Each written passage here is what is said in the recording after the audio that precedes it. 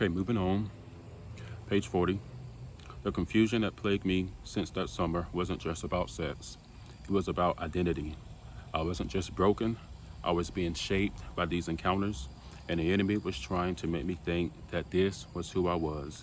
Even worse, as I grew into my teenage years and into adulthood, I began to seek out those same encounters, but not because I truly wanted them. In fact, I resented them.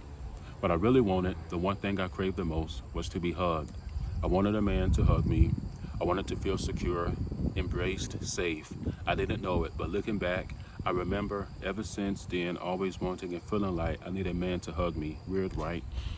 Yeah, I don't know. Like, even though I left that room, at my father's house,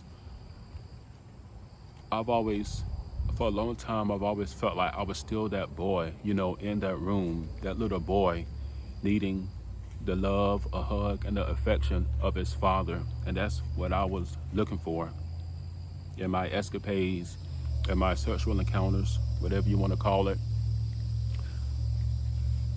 And it took me a long time to come out of that mentality. It took me even though I grew physically, for a long time I didn't grow mentally. I was still, that little boy locked in the room. I lacked a lot of common sense. I lacked a lot of understanding. I lacked prudence.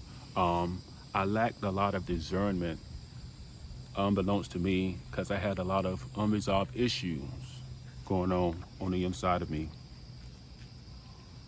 Let's move on. But that summer, the end of page 42, but that summer was the seedbed. That summer, every spirit that had been circling my bloodline found a crack in my armor. Now, okay, rejection, confusion, anger, lust, addiction. One of the main ways that you're going to get deliverance in your life is by being honest, and is by being open with God.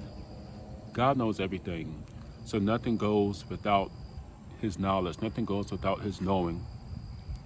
Even though I had separated from my father and wouldn't see him for the next almost 20 years, in a weird way, we carry the same spirit. We went through the same things. We acted the same way. It doesn't matter how far you are from your father, from your bloodline.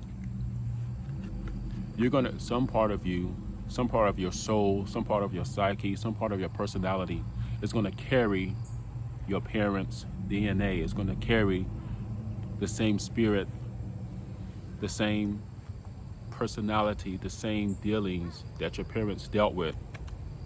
And so you're going to have to deal with that. No, we didn't ask for it. No, a lot of times it's not necessarily our fault, but God in his grace chose us to be the curse breaker. God in his grace, God in his love, God in his omnipotence knew all of that would happen, knew all of that came before us, knew our parents had been through that, had suffered through that, and still brought us here. So we're still here for a reason. What are you going to do about it? Continue to make excuses? What are you going to do about it? Continue to be a victim? Or are you going to use it and be a victor and an overcomer? Are you going to defeat this demon, defeat this cycle, defeat whatever it is that's trying to wreak havoc in your family?